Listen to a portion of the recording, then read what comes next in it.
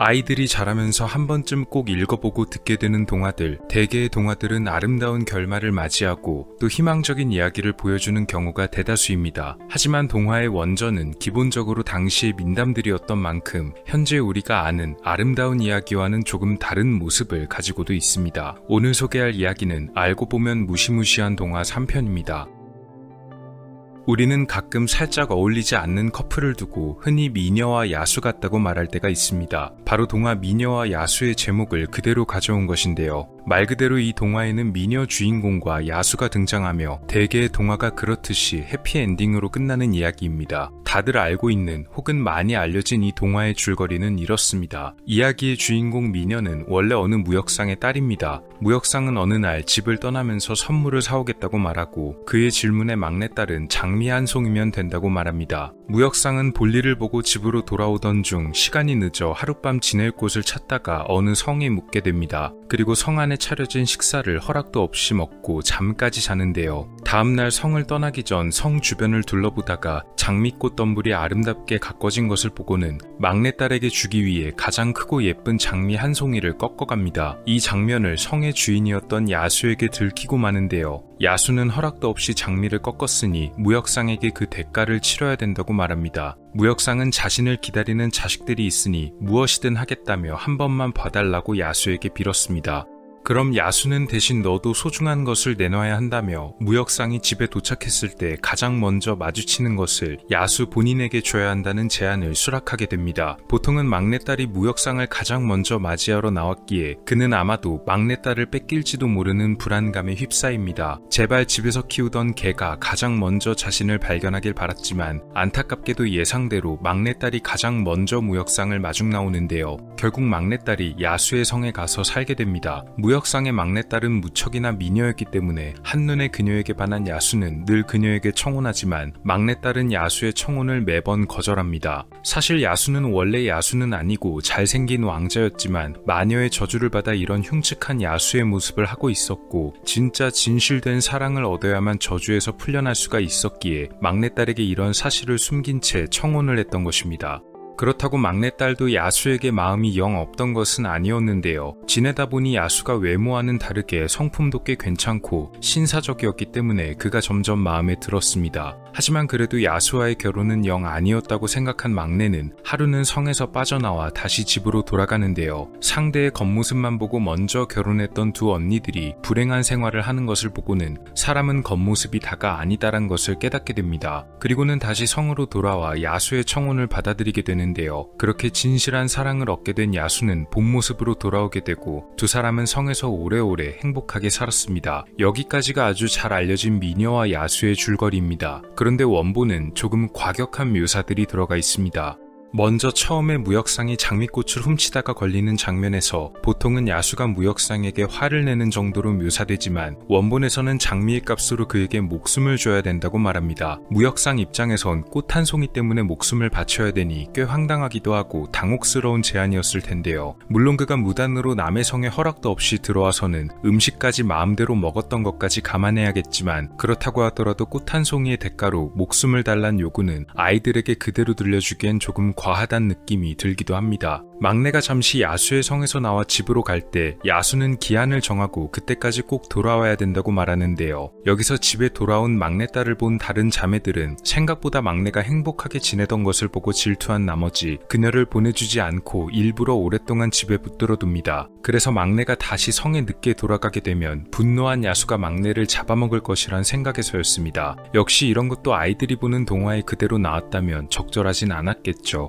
나중에 막내가 왕자로 돌아온 야수와 결혼한 것을 보면서 자매들이 뒤늦게 자신들의 잘못을 뉘우친다는 결말은 원본에서는 자매들의 못된 계획과 마음을 눈치챈 요정이 언니들을 석상으로 만들어버린다는 결말로 표현됩니다. 석상이 된 자매들은 성 입구에 그대로 전시되는데요. 여기서 요정은 석상이 되어버린 언니들에게 자아의식을 남겨두면서 이들이 가진 질투와 분노가 모두 사라지면 다시 인간으로 돌아오겠지만 언니들이 진정으로 뉘우칠 수 있을 가능성은 없을 것이라며 사실상 영원히 이들이 석상으로 남게 된다는 결말로 끝이 납니다. 물론 자매들이 먼저 막내에게 나쁜 마음을 품기는 했지만 이들이 영원히 석상으로 남게 된다는 결말은 아이들이 보기에는 꽤 무섭게 다가오지 않을까 싶기도 한데요. 게다가 자매들이 보고 듣는 것과 생각은 그대로 할 수 있다는 점에서 사실상 평생 고문을 받는 것이나 마찬가지란 생각이 듭니다. 물론 옛날엔 권선징악이 확실하게 표현되어야만 했기도 하고 또 비슷하거나 더 심한 수위의 민담들이 워낙 많았다 보니까 오히려 이 정도면 당시엔 꽤 준수한 결말이 아니었나 싶네요.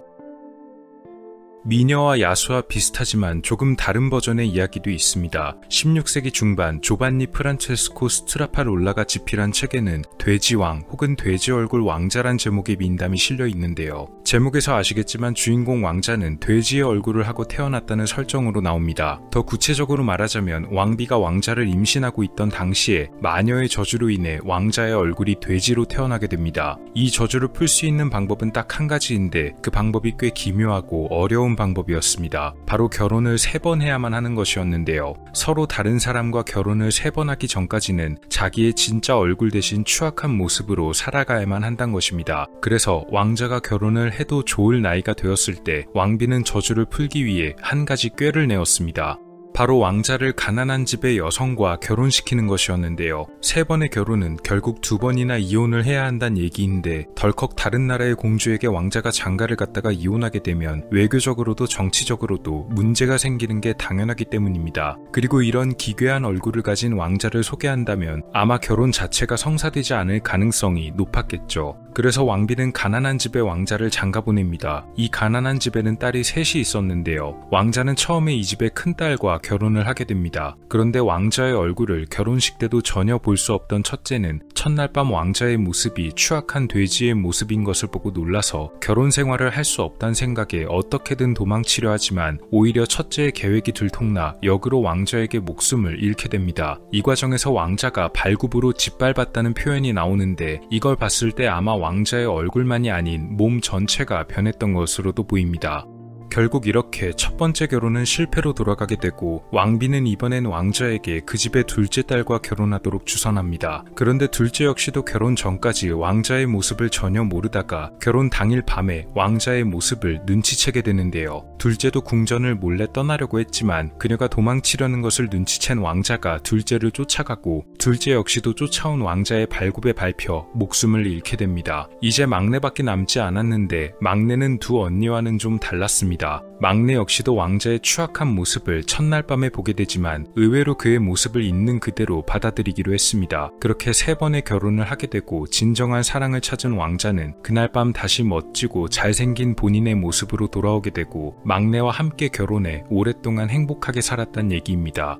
엔딩은 언뜻 보면 해피엔딩 같지만 참 기묘한 이야기입니다. 왜냐면 막내가 상당히 친절하고 인정이 있던 것은 맞지만 그렇다고 두 언니가 교활하거나 나쁜 사람들은 아니었기 때문인데요. 오히려 두 언니는 자세한 사정조차 모른 채 속아서 결혼하고 잔혹하게 목숨을 빼앗긴 피해자에 가까운 이들입니다. 그것도 왕자 본인의 발굽에 짓밟혀서 말입니다. 언니들이 막내에게 못되게 굴었단 묘사도 없었으니 딱히 권선징악의 틀을 가지고 있는 동화도 아니었던 셈이죠. 이야기는 당시 사회가 가지고 있던 혼인상을 좀 구체적으로 보여줍니다. 이 당시의 결혼은 보통 본인들이 원해서라기보다는 그냥 맺어주는 대로 이어주는 대로 살게 된 경우가 많았다고 합니다. 그래서 자기 배우자가 될 사람의 얼굴도 서로 모르다가 혼인 때가 되어서야 알게 되는 경우가 대다수였다고 하는데요. 상대가 누구든지 행복하게 살아야 복을 받는다란 얘기를 꽤 잔혹하게 표현했던 이야기가 아니었나 합니다. 아무리 그렇다고 해도 자기 언니 2명의 목숨을 뺏은 남자와 오랫동안 행복하게 살았던 결말은 참 기묘하게 보이네요.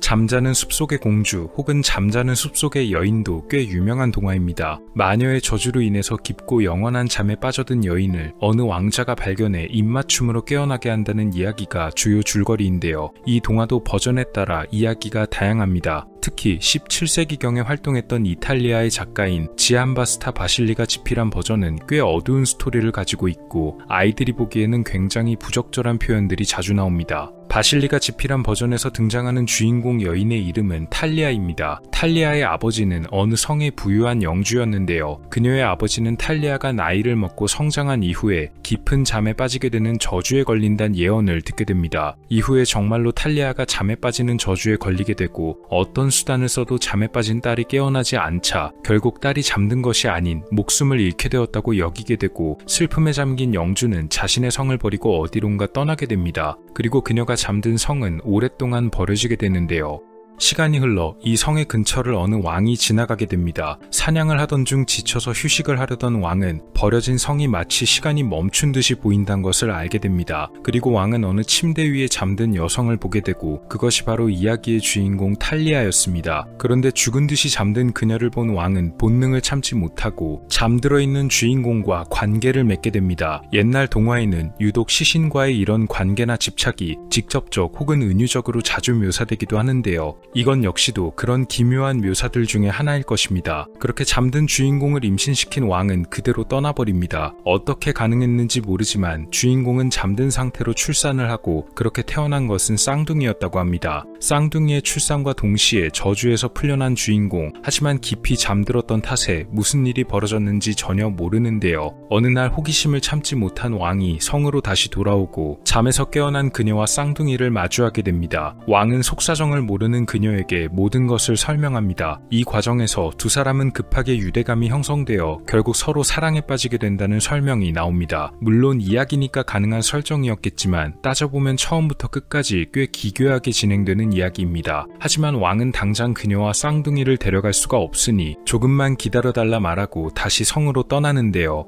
자신의 성에 돌아온 왕은 잠꼬대로 주인공의 이름 탈리아를 부르고, 왕비는 곧 왕이 무슨 일을 하고 왔는지 눈치를 챕니다. 질투심에 사로잡힌 왕비는 곧 무서운 계획을 꾸미는데, 어떻게 탈리아가 사는 곳을 알게 되었는지는 모르겠지만 먼저 자기가 왕인 것처럼 꾸며서 탈리아에게 편지를 보냅니다. 그리고는 아이들이 너무나 보고 싶어서 그러니 편지를 전달한 사람 편에 맡겨 쌍둥이를 데려와 달라고 부탁하는데요. 편지에 깜빡 속아 넘어간 탈리아는 아이들을 왕비에게 보냅니다. 쌍둥이들이 성에 도착하자 왕비는 요리사를 불러서 이 아이들을 가지고 요리를 만들어라 하고 명령합니다. 바로 왕에게 먹이기 위해서였는데요. 역시 이런 묘사도 옛 민담에서 자주 등장하는 장면들 중 하나입니다. 요리사는 차마 그렇게 할 수는 없어 쌍둥이를 자기 집에 숨기고 대신 양고기를 그럴듯하게 요리해 왕에게 대접하게 됩니다. 왕은 요리사가 이날 만든 이 요리를 먹으며 연달아 맛있다란 칭찬을 아끼지 않았습니다. 이 모습을 본 왕비는 아주 흡족하게 웃었고 왕에게 계속해서 더 먹으라며 식사를 부추겼습니다. 물론 그녀는 쌍둥이가 아직 살아있다는 사실은 꿈에도 몰랐는데요. 자기의 계획이 성공했다고 믿은 왕비는 이번에는 탈리아를 아예 궁전으로 불러들이기로 합니다.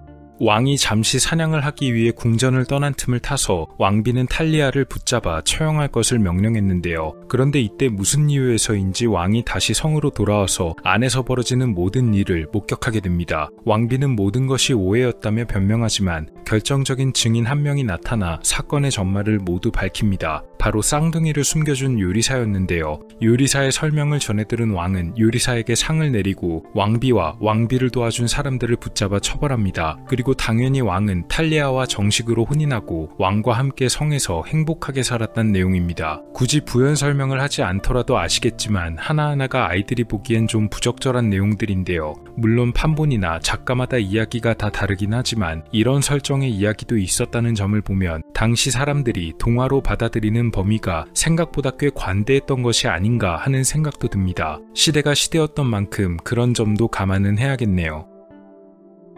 가끔 이렇게 평소에 알던 동화의 원본을 검색해보다가 사실은 이런 내용이었던 것을 알게 되면 놀랍기도 하고 작품을 다시 보게 되기도 합니다. 처음부터 아이들을 위한 작품들도 있긴 했지만 아예 민담에서 그 기원이 된 이야기들도 있었으니 어쩔 수 없다고도 생각이 들기도 하네요. 알고 보면 무시무시한 동화들에 관한 이야기였습니다.